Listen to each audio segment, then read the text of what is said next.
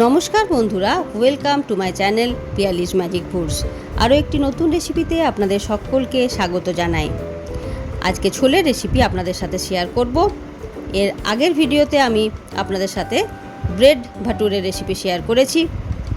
একেবারে tips and tricks সহ restaurant style কিভাবে ছোলে আমরা বাড়িতেই বানিয়ে নিতে পারি সেই রেসিপি আপনাদের সাথে শেয়ার করব।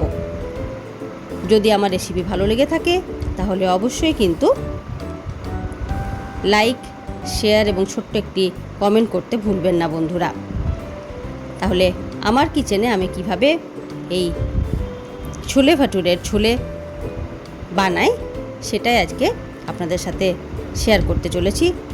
চলুন তাহলে স্পাইসি মশালেদার ছোলে রেসিপিটি বানিয়ে ফেলি। প্রথমেই 300 গ্রামের মতো কাবুলি চানা ওভারনাইট বা 6-7 ঘন্টা ভালো করে ভিজিয়ে নিয়েছি। এরপর একটি প্রেসার কুকারের মধ্যে দিয়ে দিলাম ভিজিয়ে রাখা কাবুলি চানা, দিয়ে দিলাম 2খানা কুচি করে রাখা আলু, পরিমাণ মতো লবণ, হলুদের গুঁড়ো, কাশ্মীরি লাল লঙ্কার গুঁড়ো, 4-5টা লবঙ্গ, তেজপাতা, দারচিনি, এরকম একটি টি ব্যাগের মধ্যে দিয়ে দিলাম 1 চা চামচের মতো চা পাতা। ভালো করে বেঁধে সুতো দিয়ে বেঁধে নিয়ে এভাবে এটাকে এর মধ্যে দিয়ে দিতে হবে, তাহলে কালারটা ঠিক দোকানের মতোই আসবে। জল ততটা পরিমাণ দিতে হবে যতটা পর্যন্ত কাবুলি চানাগুলো একেবারে ডুবে থাকবে। দিয়ে দিলাম 1/2 চা চামচের মতো বেকিং সোডা।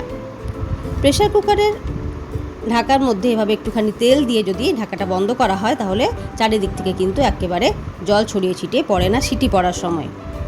4টে হুইসেল পর্যন্ত অপেক্ষা করে কিছুক্ষণ রেখে দিয়ে খুললাম। দেখুন সুন্দরভাবে কিন্তু কাবুলি চানা একেবারে সেদ্ধ হয়ে গেছে। এরপর একটি ফ্রাইং প্যানের মধ্যে সর্ষের তেল 2 টেবিল চামচের মতো দিয়ে দিলাম 1 চা চামচের মতো গোটা জিরে এবং 4খানা পেঁয়াজ কুচি করে রেখেছিলাম সেটাকেও দিয়ে দিলাম। সুন্দরভাবে ভেজে নিচ্ছি।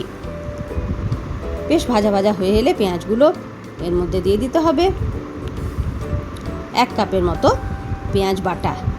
এই পেঁয়াজ, রসুন, আদা সব কিছুর মিশ্রণে কিন্তু গ্রেভিটা ভালো হবে।